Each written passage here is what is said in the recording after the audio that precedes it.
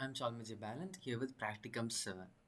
Okay, for the first problem is shopping cart total, which means the problem here is to find the total amount you have to pay for your groceries. Here the price is given on 120, 250, 75 and 300, and the total price is equal to sum of price, which will add everything inside this list. So the total price, so we are checking if, now we are checking if the total price is worthy of a discount or not. If it's greater than 500, we need a discount, and if it is not, then there is no need for it. And finally, we print the total price and we print the final price after the discount. Now, the second problem is student mark analysis. A teacher wants to analyze student marks, and here are the given student marks. We have to find the highest, lowest, and the average mark. And finally, we have to list the students who have scored average. Here we have got all the marks and the max. For final maximum marks we use keyword max of marks. Minimum marks we use keyword min. Average we use this keyword sum divided by length. And then we finally print as asked. Now for the third problem, reverse a list without using reverse. For this we have to use the method of slicing. The numbers given here are 10, 20, 30, 40 and 50. We have to reverse it. To reverse without using the keyword reverse, we use this method, and this method was what is called slicing. For the fourth problem, we have to find some unique items from a list. So the scenario given is a survey has collected favorite colors from a lot of students, and there are some repeated colors in this list. We have to find the unique color sets. For that, we have first store the favorite colors here, and then we printed mm, then we printed the favorite colors, and then we go for unique color set. And here we take our set our favorite colors. Next, we sort the set using the keyword sorted, and then we finally print the unique color set. For the fifth problem, it's a problem for matrix sum using a nested list.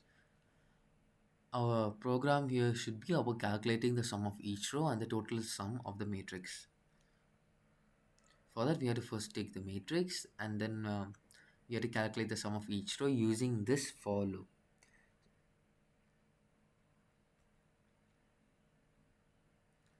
And finally, we have to print it as a total sum of matrix is equal to total sum. Now for the sixth problem, student attendance tracker. We have to track the attendance for 5 full students. And for that, we had to create a program where we had to display the students that are present and with the knowledge of those who are absent. So the program gives them, so the question gives us the total students and the absence, and we have to get the present from them using a for loop. For a student in students, if student not in absent, present dot append student, meaning if a student is present in the list of students, we have to, and as well as it is not present in the list of the absentees, then you have to append the name of the student into the list present. For the seventh problem, we have to filter even numbers.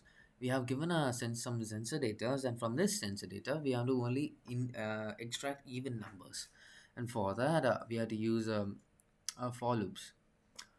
Even number is equal to num for num in sensor data if num modulus 2 is not equal to 0. Now modulus 2 is not equal to 0 is because even numbers do not have a reminder if divided with 2, and we have to print the even numbers. A question is to merge two lists alternatively. Here we are merging two data streams 135 and 246. Write a program to create a new list with elements alternatively from both lists, as in 1, 2, 3, 4, 5, 6. So what we do here is we take the two lists and we create a list called merged and then we take I in range of length of list 1. If it's the same length of list 1, we merge dot append list 1 of I and merge dot append list 2 of I, which means it will merge 1 and 2, and for loop will increase by 1, which means it will merge 3, 4 and so on. For the ninth problem is student grade assignment. The scenario is we have some marks of students and we have to assign the grades as um, A, B, C, and D. For that, we have our marks here and our grades are list we have kept as grades, and now we are going to give the grades for marks in for mark in marks. If mark is greater than or equal to 90, A 75 between 75 and 89, B, and so on based on the conditions given, and we print the marks and the grades. And the final question, 10th questions, is about shopping discounts. We have a price for every we have a discount for every price, and for each price it's given like for 100 there's no discount, for 200 5%, between 200 to 400 is 10%, and above between 400 to 500 20%, and so on. So a program here is we can do price and prices. We get start a follow for it, and right, if price is less than 200, we give an amount of discount. If and so on, satisfying the conditions. And for the final price, we do the calculation price minus price multiplied by discount, and discounted prices dot append of final price. Then we print the original price slash discounted price in a orderly fashion.